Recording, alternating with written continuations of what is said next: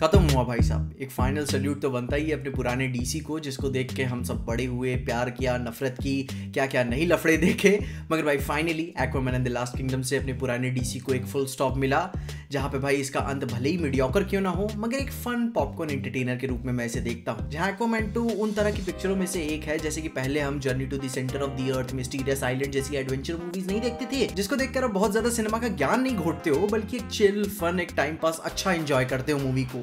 And उसी category में मैं एक्वामैन 2 को डालना चाहूंगा। खैर, जहां आप किसी को द लॉस्ट किंगडम की परवाह हो तो मैं बता दूं कि अपने एक्वामैन इवेंट्स के कई सालों के बाद आर्थर एटलांटिस का राजा होने के साथ साथ अब एक बेटा है, मेरा का पति है और एक अच्छा पिता होने की कोशिश कर रहा है। जहां मूवी का मेन मोटिव यही है कि उसे एक अच्छा भाई बनने की कोशिश करनी है।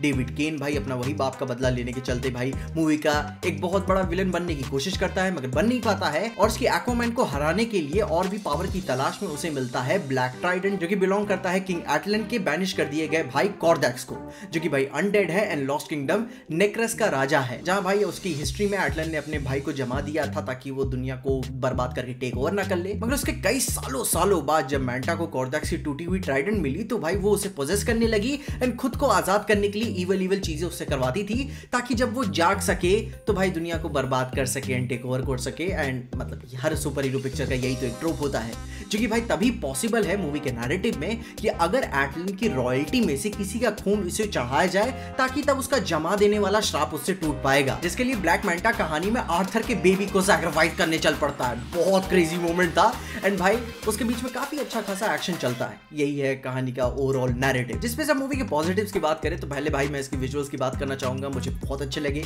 जेम्स वॉन के पास पहले मुझे ऐसा लगा था कि भाई वन हिट वंडर हो गया, अब क्या ही दिखा सकता है बंदा, मगर नहीं, बंदा बहुत गंदा क्रिएटिव है। आई मीन यार कितने कमाल के विजुअल्स हमें देखने को मिलते हैं। वो भाई जो आपके दिल में ऐसी फीलिंग क्रिएट कर देता है कि जैसे बचपन में किसी बहुत ही खूबसूरत और कूल चीज को देखकर आंखें नहीं चमक उठती थी, वैसा फील होता है। आप खो जाते हो इसमें एंड वो बहुत ही स्वीट सा एक्सपीरियंस था। मूवी की जिस तरीके से वियर्ड शुरुआत हुई थी मुझे वो तरीका तो बहुत पसंद नहीं आया, मगर जब आर्थर अपनी लाइफ को रिकैप कर रहा होता है और अपनी बीवी के साथ यानी कि मेरा के साथ बड़ी इनोसेंट सी लाइफ बिता रहा होता है तो वो सारा मोमेंट काफी कोजी सा लगा और मुझे बहुत अच्छा लगा। एंड या इसके एक्शन सीक्वेंसेस एंड विजुअल्स सोने पे सुहागा ही थे।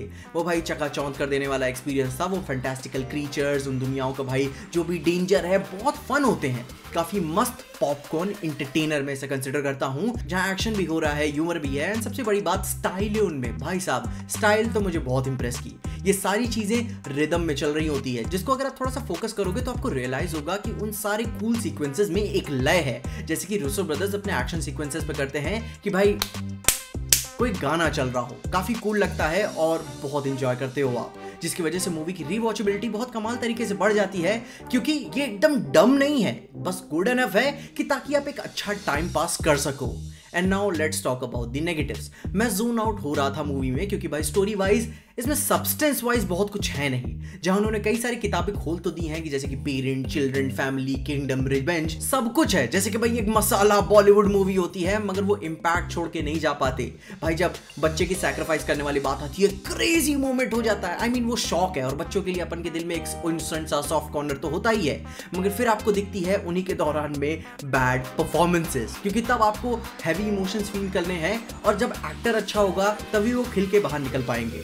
जहां पे भाई अगर बात एम्बर हर्ड की करें तो वैसे भी उसे बहुत ज्यादा फुटेज मिली नहीं है, जो कि देख के लगता है कि हाँ बैलेंस्ड हैं चीजें, मगर ओवरऑल एक मेन कैरेक्टर के तौर पे बात करें तो वो काफी साइड कैरेक्टर नजर आती है। आई मीन अपने एक्वामैन की माँ काफी मेन नजर आती है मूवी में। जहां मूवी कॉन्स्टेंटली अपनी कमियां कह लो या फिर लोज को एक्शन सेट पीसेस से भरी रखने की कोशिश करती है, जो कि ठीक भी है कि मतलब थोड़ी सी कमी हुई तो पैसे दे दिए आपको, वैसा वाला एक्सपीरियंस है। थोड़ा सा जेम्स वॉन ने हॉरर का माहौल भी बनाने की कोशिश की है, जैसा उन्होंने एक्वामैन 1 में ट्रेंच के साथ की हुई थी, वो बहुत ही कूल था।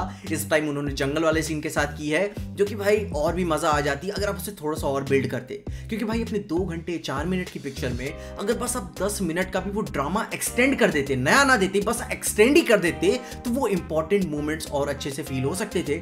I mean I know may be शायद आपकी वो राइटिंग अच्छी ना हो, लेकिन अगर वो ड्रामा एक्सटेंड होता तो may be just in case में भी आपको जो सारे जितने भी स्पेक्टिकल्स दिखाने पड़े मूवी को इंप्रेस कराने के लिए, उसकी जगह वो इमोशनल इंपैक्ट पड़ सकता था लोगों पे और मूवी हैवी हो सकती थी और हम मूवी से एक अच्छी खास फीलिंग को घर ले जा सकते थे। क्योंकि भाई इसको देखने के बाद ऐसा कुछ है नहीं कि एक मेले में से घूम के आए हैं और कुछ घर नहीं लेके जा रहे हैं। जिसके बाद से ये बात भी मैं बोलूंगा कि भाई मूवी में विलन की कोई इज्जत नहीं। आई मीन ब्लैक मैंटा भाई अपने बाप का भाई बदला लेना चाहता है, कोई भी हैवीनेस उसमें नजर नहीं आती। एंड कॉर्डेक्स भी है वहीं आके निकल जाता है। अब खैर उसका एक सीन है जब भाई वो आर्थर को गिरा के बताता है कि तुम मेरे भाई के नाखून बराबर भी नहीं हो, तो वो थोड़ा सा पर्सनल लगता है कि हाँ भाई थोड़ा इंटरेस्टिंग हो सकता है, मगर फिर वहीं वो सीन खत्म हो जाता है। एंड फिर उसका एंड भी एकदम एंटी क्लाइमैटिक मोमेंट जैसा फील होता है, जो कि भाई एकदम बुरा मैं नहीं बोलूंगा क्योंकि भाई काफी कूल लगता है देखने में, उसके जैसे भी विजुअल्स हैं उसे प्रेजेंट जैसे किया गया है, मगर वो विजन हिट नहीं कर पाया जो वो ट्राइडेंट को पकड़ के छोड़ दे, वो जो डिलीवर करना चाह रहे थे ड्रामा, जो कि भाई जेसन मोमोआ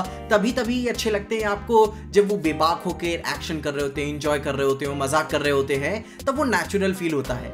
लेकिन फिर जब उसकी एक्टिंग आप देखने लगते हो तब लगता है कि भाई तू ड्वेन जॉनसन की तरह ही काम किया है। ठीक है, जहाँ पे परफॉर्मेंसेस की बात करें तो भाई पैट्रिक विल्सन की भाई मैं तारीफ करना चाहूंगा।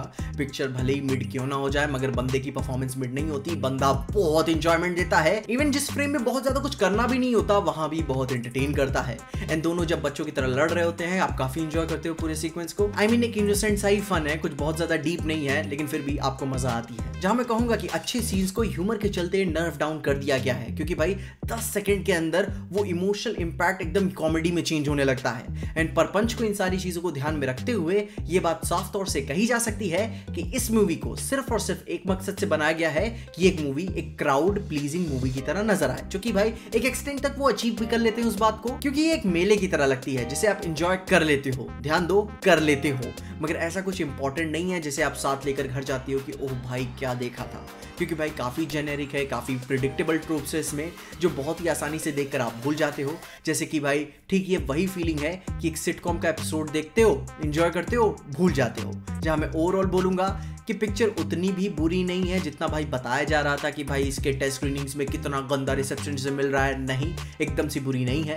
इन grand scheme of all things movie बस एक अच्छी टाइम पास है और अपने काम चलाने वाले नंबर्स में पास हो जाती है, भले ही वो 2 नंबर से पास क्यों ना हो जाए। मे बी मैं जब भी घर में फालतू बैठा रहूं या फिर बच्चों के साथ हूं तो आराम से चला सकता हूं, क्योंकि भाई एक फैंटास्टिकल दुनिया, एक्शन वाली दुनिया काफी चकाचौंध कर देती है और आपको एक एक्सटेंट तक मजा भी आती है। लेकिन यार ये उतनी भी बुरी नहीं है जितना इसे बैश किया जा रहा था शुरू से ही।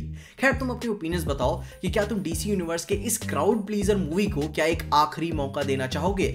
आखिरी पिक्चर है जहां भाई एंड में जेसन मोमोआ एंड करते करते भाई ऐसी परफॉर्मेंस करते हैं कि भाई भैंचोद खत्म हुआ, जैसे लगता है कि एहसान कर रहे थे, और वो काफी वियर्ड था। आई मीन बोलूंगा कि ऐसा एक्सपेक्ट नहीं कर रहा था मैं, लेकिन क्या आप ये इज्जत करते हो अपने क्राफ्ट की, और क्योंकि नया था, लेकिन क्या ये करना चाहिए था आपको, क्योंकि ऐसा काम तब आप करते हो कि जब जैसे 4-5 दोस्त मिलकर YouTube वीडियोस बना रहे हो। खैर तुम अपने ओपिनियंस बताओ कि तुम्हें एक्वामैन कैसी लगी और ये आखिरी डीसी की मूवी थी एंड तुम क्या फील कर रहे हो इसको लेकर। एंड भाई पिक्चर के पोस्ट क्रेडिट में ऐसा कुछ खास नहीं है, जो उन्होंने एक्सटेंड किया हुआ है तो उसे देखोगे तो आप समझ जाओगे। अपनी ओपिनियंस में कमेंट जरूर बताना है। इन्हीं सारी बातों के साथ साथ मैंने सलार के ऊपर बात की है जिसके लिए आप मेरी वाली वीडियो जरूर चेकआउट कर लेना, तुम्हें सारी इन्फॉर्मेशन मिल जाएगी। मगर तब तक के लिए देखते रहिए पीजे एक्सप्लेन।